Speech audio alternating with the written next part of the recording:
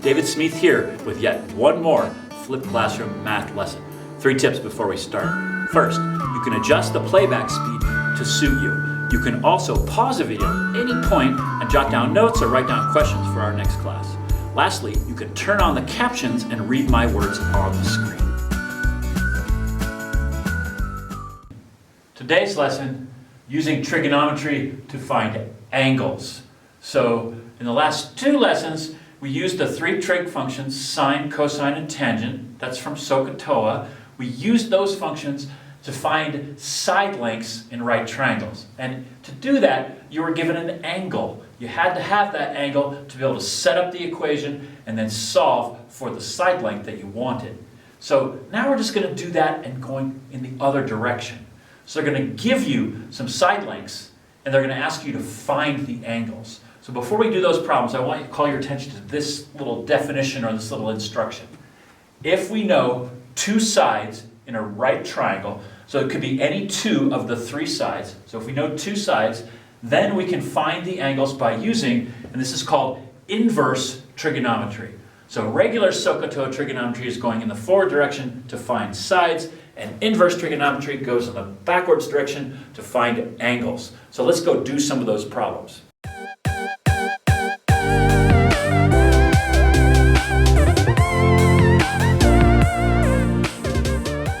Okay, I've got 2 problems queued up here. I'm just going to walk you through this one, then I'm going to turn you loose on that one there. Okay, so the initial process is the same. It's just that now you're thinking about an angle that's the unknown rather than a side. So the instruction is almost always going to be find theta, or some other Greek letter that they might use in an angle. So here's my triangle, right angle, here's my theta, and I know these 2 side lengths. This one's 5 and that one's 8. So I have to find theta. So the first thing I need to do is do that same thing. Write my correct trigonometric equation, and that's using SOHCAHTOA. I think you're seeing how valuable SOHCAHTOA is. It helps you remember which function to use and how to set up the ratio. Okay, so theta is here. What am I dealing with? What 2 sides do I have? So let's take a look. Theta's here. Here's my hypotenuse, that's opposite of the right angle. That does not come into play with this one, right? So if there's no hypotenuse, you can almost just go, gotta be tangent, because sine has hypotenuse and so does cosine. So if you're not dealing with hypotenuse, you know automatically that you're dealing with tangent. So let's do that. Let's set up the equation. Tan theta equals, tan is TOA, tan is opposite over hypotenuse, or opposite over adjacent, so 5 over 8. So tan theta equals 5 over 8. Now, we need a different way to work this, because before we rearranged the equation, we put tangent of whatever number that was in the calculator, and we solved for our side, which is one of these variables. Now, these aren't variables. This is just a fraction. So how do we do that? So the way to articulate this is to go to the inverse trig function. And the way we write that is we just switch these 2 things, and then we change the function to tell us that it's inverse. So what we're going to do is write tan to the minus 1. This really isn't tan to the minus 1. This is inverse tangent. And now I put my fraction over here, 5 over 8. So inverse tangent of 5 over 8, this is just a decimal number, equals theta. Okay? So that's the process that you go through to set up your inverse trig function. So now we pull out the calculator and we do the inverse tangent of 5 over 8. So on my calculator, the way I do that is I go 5 divided by 8 equals, and I've got a decimal, it's 0.625. Now I need to take the inverse tangent of 0.625. So on my calculator, I just hit the second function and press the tangent key. That's inverse tangent, and that's going to spit out an angle which is 32 degrees. So this one is 32. Okay? Now another word about calculators. You've got to get in the habit of using your calculator. Okay, you want to be super familiar with how to do the regular trig functions and how to do the inverse trig function. If your calculator is a little different than I've described using mine, all you got to do is ask me in class, we'll sit down, we'll take a look at it. If you use the fancy schmancy TI Inspire or a TI 84, the syntax for typing that in is different. You want to be super familiar with that so you can quickly do these calculations on a test or a quiz, or even on the exercises. Okay, so here's another one. Theta is marked, theta, no angle there, and you've got two sides. Use your SOHCAHTOA and see if you can figure out, write your equation, write your inverse trig equation, and then solve it for theta. Give it a shot. Okay, let's see how you did. So, just like before, put yourself at theta and figure out what you have. So, this is my opposite side, okay? It's opposite theta, and it's not the hypotenuse, which is right here. So, with theta, we have our hypotenuse, and we have our adjacent. So the trig function that deals with adjacent and hypotenuse is cosine. CAH, cosine is adjacent over hypotenuse. So now I can write the regular trig equation. Cosine theta equals 3.17 over 5.88. So that's the correct trig equation. Now we want to do this little switcheroo here to get the inverse trig equation. So I'm just going to switch my theta and my fraction and add the minus 1.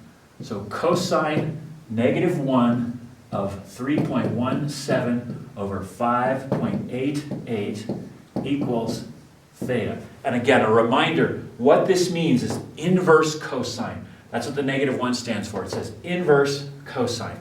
And now I just pull out my calculator and do the math. 3.17 divided by 5.88 gives me a big long decimal. Now I'm going to hit second function cosine, and I have 57.4 degrees.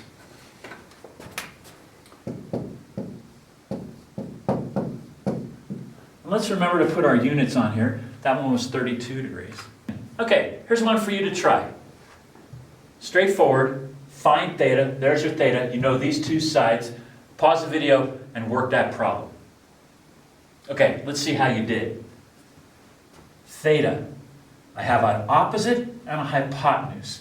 Which function deals with the opposite hypotenuse? That would be sine. I erase that. SOHCAHTOA. So sine is opposite over hypotenuse. So that means sine theta equals opposite 3.1 over 4.2. Now I need the inverse function, so that's sine inverse of 3.1 over 4.2. That's going to be equal to theta. Pull out my calculator. 3.1 divided by 4.2. That gives me a decimal. Second function sine. That spits out 47.6 degrees. Like that. Okay? I hope you're getting the hang of it. I hope it's feeling a little bit better. I hope you're taking a risk and trying problems, because now I want you to try a big one.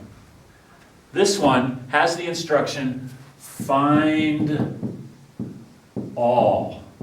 So that means find all the angles and find all the sides. Now before you pause it and start, don't use the Pythagorean theorem to find x. Okay? Use these two sides to find one or both of those angles, and then use one or the other angle to find x. If you like the Pythagorean theorem, you can check your work when you're all done. Okay, let's see how that comes out. Let's see. I can pick whichever angle I want. This is the Greek letter alpha, so we used theta to designate this angle. I'm going to use alpha to designate that one. And I'm going to start here. So if I want to find alpha, I look out at what I know. Oops, I forgot to tell you what the right angle was. Technically, you can't do that without knowing that. Of course, I drew the triangle to look like it was right, so that's okay. All right, so alpha is here. The 8 that I know is opposite of alpha, and the 10 that I know is the hypotenuse. So again, just like this problem, that's a sine equation. So I could write sine alpha equals opposite over hypotenuse. Then I can write sine inverse of opposite over hypotenuse, which is 8 over 10, equals alpha. Pull out my calculator. 8 divided by 10, second function sine. And that tells me that alpha equals 53.1 degrees. So now I know this is 53.1. Now, I could figure out what this angle is just by subtracting 53.1 from 90, but I want to use trig again to do this. So, what did I do wrong? 53.1. It's down here, right? I solved for alpha, so that's alpha. So now let's find theta. What equation could I write for theta? Well, here's theta. I know this side and that side. Again, I have hypotenuse, so this is going to be cosine or sine. Those are the two that deal with hypotenuse. But 8 is the adjacent side to theta. Remember, 8 for alpha was the opposite. But for theta, it's the adjacent. So I have hypotenuse and adjacent, so that's cosine. Cosine is adjacent over hypotenuse. So now I can write cosine theta equals 8 over 10. Do the second step, turn it into the inverse equation. Cosine inverse of 8 over 10 equals theta. Now let's put that in the calculator. Now we know, before I do that, we know that this one has to be 90 minus 53.1. So that should be 26.9 or something like that.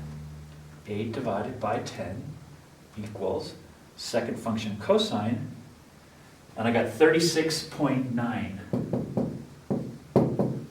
So obviously I didn't quite do my math right in my head, but it's true, 53.1 and 36.9 does make 90. So we got a confirmation that what we figured out here using inverse trig is actually correct using what we know about how right triangles work. Okay. So this was the first step. We found alpha. This was the second step. We found theta, which is 36.9. Now we need to find x. Remember I said don't use the Pythagorean theorem. So let's pick an angle. We have two. We can pick either one, and we can use that to find x. So I'm going to pick theta, and I'm going to use the adjacent and the opposite, because we haven't done tangent here. So tan of this angle of 36.9 equals opposite over adjacent. That's TOA. So it's going to equal x over 8.